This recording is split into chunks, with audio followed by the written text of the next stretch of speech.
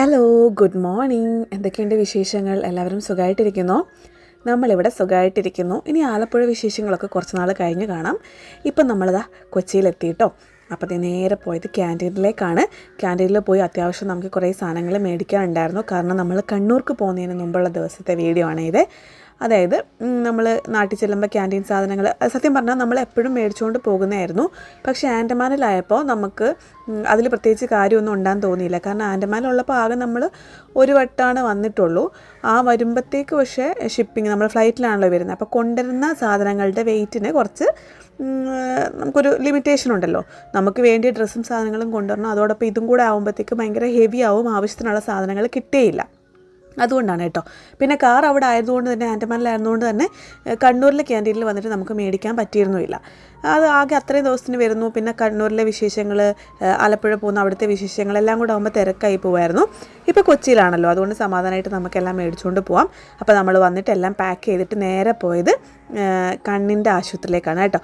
നമ്മുടെ ശമ്പൂട്ടൻ്റെ കണ്ണിൽ കണ്ടോ ചെറിയൊരു ഉണ്ണി വരുന്നത്, ഒരു അരുമ്പാറ പോലെ. അതായത് വളരെ ചെറുതാണ്, പക്ഷേ അത് വളരുന്നുണ്ടോ, അതിൻ്റെ കാര്യങ്ങൾ എന്താണ്, അതിനെന്തെങ്കിലും പ്രശ്നമുണ്ടോ എന്നൊക്കെ ചെക്ക് ചെയ്യാൻ വേണ്ടിയിട്ട് പോയതാണ്. അപ്പോൾ ഡോക്ടർ പറഞ്ഞു ഇതൊന്നും പേടിക്കാനുള്ളതേ അല്ല, നമുക്ക് ഒരു മരുന്ന് തന്നു, അത് തേക്കാൻ പറഞ്ഞു, ചൂടുവെള്ളം കൊണ്ട് മസാജ് ചെയ്യാൻ പറഞ്ഞു. പക്ഷേ അത് തേച്ചിട്ടൊന്നും വലിയ മാറ്റമൊന്നുമില്ല കേട്ടോ. അപ്പോൾ ശമ്പൂട്ടൻ പറയുകയാണ് നമ്മുടെ നമ്പർ 1 ആണ്, നമ്മളല്ലേ ഫസ്റ്റ് കയറേണ്ടതെന്നൊക്കെ. പക്ഷേ സംഭവം 10 ആയിരുന്നു കേട്ടോ. അതുകൊണ്ടാണ്. അത് കഴിഞ്ഞ് അവിടുന്ന് നേരെ വന്നിട്ട് പുറത്ത് വന്നിട്ട് നമ്മൾ ഒരു ബിരിയാണി കഴിക്കാമെന്ന് വിചാരിച്ചു. ബിരിയാണി നമുക്കപ്പോൾ നമ്മൾ ബ്രേക്ക്ഫാസ്റ്റ് ഒന്നും കഴിച്ചിട്ടില്ലല്ലോ, കാരണം നമ്മളൊന്നും ഉണ്ടാക്കിയിട്ടില്ല വീട്ടിൽ. അതിൻ്റെ കാരണം നമ്മൾ രാത്രിയിലാണ് ആലപ്പുഴ വീട്ടിൽ നിന്ന് വന്നത്.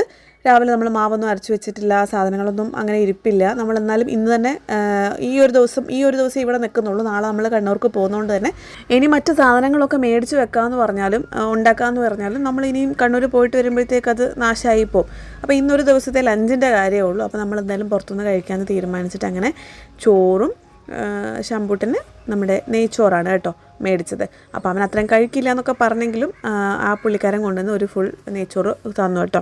അപ്പോൾ കറി കണ്ടോ, ഇത് മീൻ കറിയാണ്, പരിപ്പുണ്ട്, സാമ്പാറുണ്ട്, പച്ചക്കറി ഉണ്ട്, എല്ലാം ഉണ്ട് കേട്ടോ. അപ്പോൾ ഞാനൊരു ആവേശത്തിനൊക്കെ വാരിക്കോരി ഒഴിച്ചെങ്കിലും എനിക്ക് കഴിക്കാൻ പറ്റിയില്ല. കാരണം ചുമ കാരണം തൊണ്ടയൊക്കെ പൊട്ടിയിരിക്കുകയായിരുന്നു. കറി അത്യാവശ്യം സ്പൈസി ആയിരുന്നു. അപ്പം മാത്രമല്ല നല്ല തിളച്ച കറിയും തിളച്ച ചൂട് ചോറും ഒക്കെ ആയിരുന്നു. അപ്പോൾ എനിക്ക് പെട്ടെന്ന് അത് കഴിക്കാൻ തോന്നിയില്ല. കട തുറന്നതേ ഉള്ളൂ. ഇവിടെ ഉച്ചയ്ക്ക് തുറന്നിട്ട് ഉച്ചയ്ക്ക് ലഞ്ചിന് മാത്രം സ്പെഷ്യാലിറ്റി ഉള്ളൊരു കടയാണ് കേട്ടോ. അപ്പം ബിരിയാണി ഒന്നും വന്നിട്ടില്ലായിരുന്നു. അതുകൊണ്ടാണ് നമ്മൾ നെയ്ച്ചോറ് മേടിച്ചതും അതേപോലെ ലഞ്ച് കഴിച്ചതും. അത് കഴിഞ്ഞ് വീട്ടിൽ വന്നൊന്ന് റെസ്റ്റൊക്കെ എടുത്ത് കഴിഞ്ഞപ്പോഴത്തേക്ക് നമ്മുടെ വീടിൻ്റെ താഴെ മൊത്തം ആൾക്കാരെത്തി. ഇന്നാണ് നമ്മുടെ ഹൗസ് ഓണർ അങ്കിളുടെ മോൻ്റെ കല്യാണം വൈകുന്നേരം 4 മണിക്കാണ് കേട്ടോ. എൻ്റെ ലൈഫിൽ ആദ്യമായിട്ടാണ് ഞാൻ ഇങ്ങനൊരു ടൈമിൽ കല്യാണം കൂടുന്നത്. കാരണം നമ്മുടെ നാട്ടിൽ കല്യാണം എന്നൊക്കെ പറഞ്ഞാൽ രാവിലെ കുളിച്ച് എണീറ്റ് അങ്ങനെ രാവിലത്തെ 10-11 മണി ആ ഒരു ടൈമൊക്കെ അല്ലേ. എനിക്കറിയാഞ്ഞിട്ടായിരിക്കും കേട്ടോ. ഞാൻ കുറേ വർഷങ്ങളായി, അതായത് എൻ്റെയും സ്വന്തം കല്യാണം കഴിഞ്ഞതിന് ശേഷം ഞാൻ ആകെ 2 കല്യാണങ്ങളെ കൂടിയിട്ടുള്ളൂ. അതൊന്ന് എൻ്റെ ഫ്രണ്ടിൻ്റെ കല്യാണം, ഒന്ന് പ്രജിയുടെ ഫ്രണ്ടിൻ്റെ കല്യാണം. അങ്ങനെ 2 കല്യാണങ്ങൾ നമ്മൾ ജസ്റ്റ് പോയി അങ്ങനെ കണ്ടതേ ഉള്ളൂ. അല്ലാണ്ടൊരു കല്യാണം കൂടിയിട്ട് അത്രയും വർഷങ്ങളായി കേട്ടോ. അപ്പോൾ ഇതൊരു ക്രിസ്ത്യൻ വെഡിങ് ആയിരുന്നു. അപ്പോൾ നമ്മൾ അവിടെ ചെന്നു, കല്യാണമൊക്കെ അടിപൊളിയായിട്ട് അറ്റൻഡ് ചെയ്തു. ഭയങ്കര നല്ലൊരു അടിപൊളി ഒരു എക്സ്പീരിയൻസ് ആയിരുന്നു. നിങ്ങളെ എൻ്റെ ഭർത്താവായി സ്വീകരിക്കുന്നു. ഈ നിമിഷം മുതൽ മരണം നമ്മെ വേർപെടുത്തും വരെ സന്തോഷത്തിലും ആരോഗ്യത്തിലും അനാരോഗ്യത്തിലും വിശ്വസ്തയോടെ സ്നേഹിച്ചും ആദരിച്ചും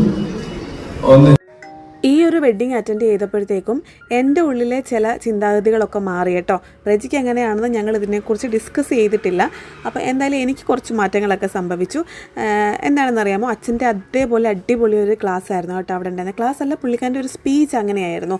അതായത് എൻ്റെ ഒരു വിശ്വാസം വെച്ചിട്ട് നമ്മളൊരു ഏൺ ചെയ്യുന്ന ഒരു ആളായി കഴിഞ്ഞാൽ നമ്മൾ നമ്മുടെ പേരൻസിനെ അത്രത്തോളം ടേക്ക് കെയർ ചെയ്യണം, അല്ലെങ്കിൽ അത്രത്തോളം അവർക്കാണ് മുൻഗണന കൊടുക്കേണ്ടത് എന്നൊരു വിചാരമായിരുന്നു എനിക്ക്. പക്ഷേ അച്ഛൻ്റെ ക്ലാസ്സിൽ നിന്ന് മനസ്സിലായി അതിനെക്കാട്ടിലൊക്കെ നമ്മളുടെ അതായത് ഞാനും എൻ്റെ പാർട്ട്ണറുമായിരിക്കുന്ന ആ ഒരു ഫാമിലിക്കാണ് കൂടുതൽ ഇമ്പോർട്ടൻസ് കൊടുക്കേണ്ടത് എന്നുള്ള ഒരു രീതിയിലേക്കാണ് കേട്ടോ അച്ഛൻ്റെ ക്ലാസ് പോയത്. അതിൽ 100% ശരിയാണെന്ന് എനിക്ക് പലപ്പോഴും അതിനുശേഷം ഞാൻ ചിന്തിച്ചപ്പോൾ എനിക്ക് തോന്നി കേട്ടോ, അച്ഛനും അമ്മയൊക്കെ നമ്മൾ എങ്ങനെ ജീവിച്ചാലും അവർ ഹാപ്പി ആയിട്ട് അവിടെ ജീവിക്കും, നമ്മുടെ ഹാപ്പിനെസ്സാണ് അവരുടെ ഹാപ്പിനെസ് എന്ന് ഉണ്ടെങ്കിൽ.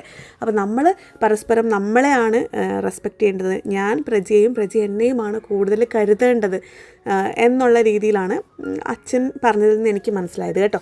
അങ്ങനെ നമ്മൾ അവിടെ നിന്ന് ഒരു ഹാളിലേക്കാണ്, അവിടെ പള്ളിയിൽ കല്യാണം കഴിഞ്ഞിട്ട് അവിടെ നിന്ന് നേരെ ഞങ്ങൾ പോയതൊരു ബേക്കറിയിലേക്കാണ്, കണ്ടു കാണുമല്ലോ.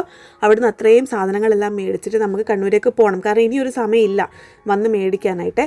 അപ്പോൾ കണ്ണൂരിനേക്കുള്ള നമ്മൾ ബേക്കറി സാധനങ്ങളും മേടിച്ചു.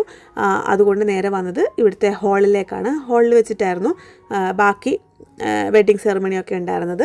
അപ്പം അവരുടെ സ്റ്റേജ് പ്രോഗ്രാംസും ഫോട്ടോസും അങ്ങനത്തെ കാര്യങ്ങളൊക്കെ ചെയ്തു. നല്ല അടിപൊളി ഡാൻസും പ്രോഗ്രാം ആൻറ്റിമാരുടെയും ചേച്ചിമാരുടെയും മക്കൾസിൻ്റെ ഒക്കെ ഉണ്ടായിരുന്നു കേട്ടോ. അതിനിടയ്ക്ക് അവർ ഡ്രസ് ചേഞ്ചിങ്ങിന് വേണ്ടിയിട്ട് പോയി. ഇപ്പോൾ ഗൗണായിരുന്നല്ലോ, വെഡ്ഡിങ് ഗൗണിൽ തന്നെയാണല്ലോ കേക്ക് കട്ടിങ് ചെയ്തത്. ഇനി അവരുടെ മന്ത്രകോടി കൊടുത്തിട്ടുള്ള പരിപാടിയൊക്കെ ഉണ്ട്. അപ്പോൾ ഫുഡ് കഴിക്കാൻ വേണ്ടി വന്നു. ഞാൻ ഒരു അപ്പവും ഒരു ഇടിയപ്പവും മാത്രമാണ് കേട്ടോ എടുത്തത്. പിന്നെ ഞാൻ ഫസ്റ്റ് ടൈമാണ് ഈ ക്രാബിൻ്റെ കട്ട്ലറ്റ് കഴിക്കുന്നത്. അതും അങ്ങനെ സ്റ്റാർട്ടർ, അത് കുറച്ച് ഹെവി ആയിട്ടുള്ള കുറച്ച് സാധനങ്ങളൊക്കെ ഉണ്ടായിരുന്നു. പക്ഷെ നമുക്ക് ഹെൽത്ത് വൈസ് ഓക്കെ അല്ലാത്തതുകൊണ്ട് കഴിക്കാൻ പറ്റിയില്ല.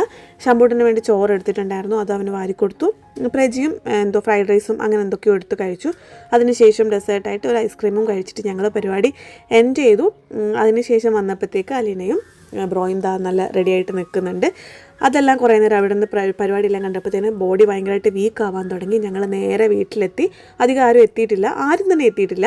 ഞങ്ങൾ എത്തിയപ്പോഴത്തേക്ക് വീടൊക്കെ അലങ്കരിച്ച് അടിപൊളിയായിട്ട് ഇരിക്കുന്നുണ്ട്. ഇനി അവരെത്താൻ ഒരുപാട് ലേറ്റ് ആവും. അവരെ എത്തുന്നിടം വരെ എന്തായാലും നമ്മൾ ഉറങ്ങില്ല, പക്ഷേ ശമ്പൂട്ടിനെ ഉറക്കാമെന്ന് കരുതി കിടന്നതാണ്. പക്ഷേ നോക്കൂ, നല്ല നമ്മുടെ റൂമിൽ നിന്നുള്ള വ്യൂ ആണ്, അടിപൊളിയല്ലേ? ഇനി നാളെ കാണാം കേട്ടോ.